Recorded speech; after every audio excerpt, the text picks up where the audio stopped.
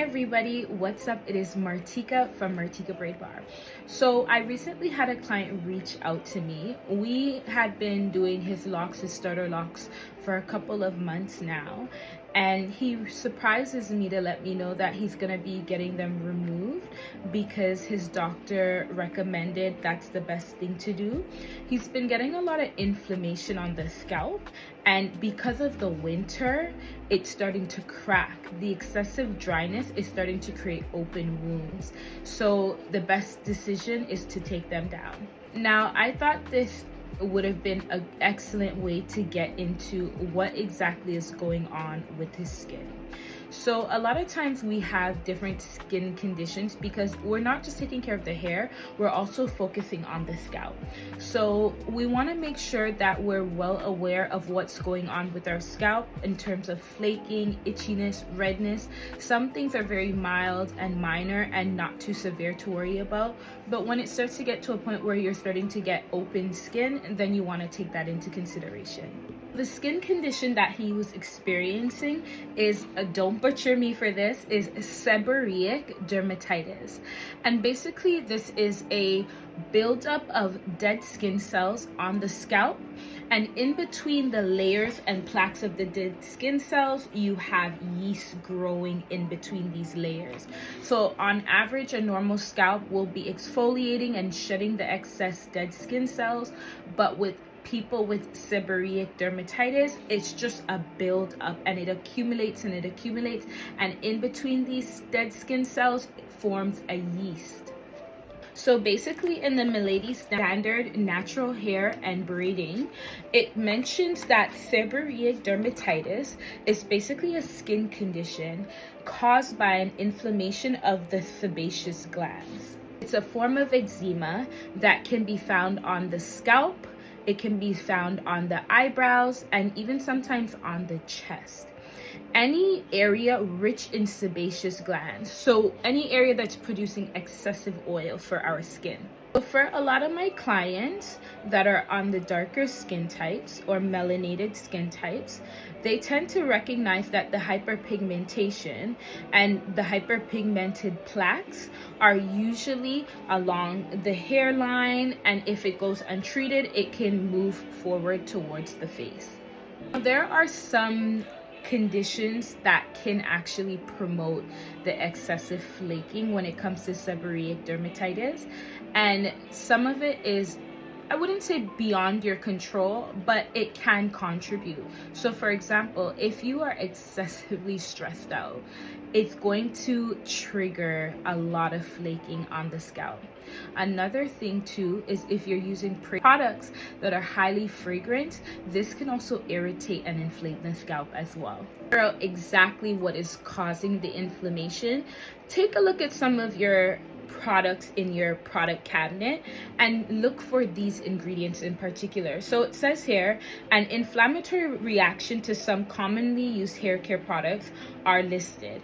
Lanolin oil can cause triggering and inflammation. Soybean oil, so anything with soybean oil. Wheat germ oil, and also castor oil and peanut oil can cause and trigger inflammation. It's best to avoid these ingredients or care products with these ingredients altogether. And what you can do is kind of switch over for more natural antiseptic ingredients that will help to benefit the scalp and help with the seborrheic dermatitis. So anything with aloe vera, anything with chamomile, rosemary, sage, almond oil, or even lavender will calm down the skin and will help to eliminate and reduce some of the flaking.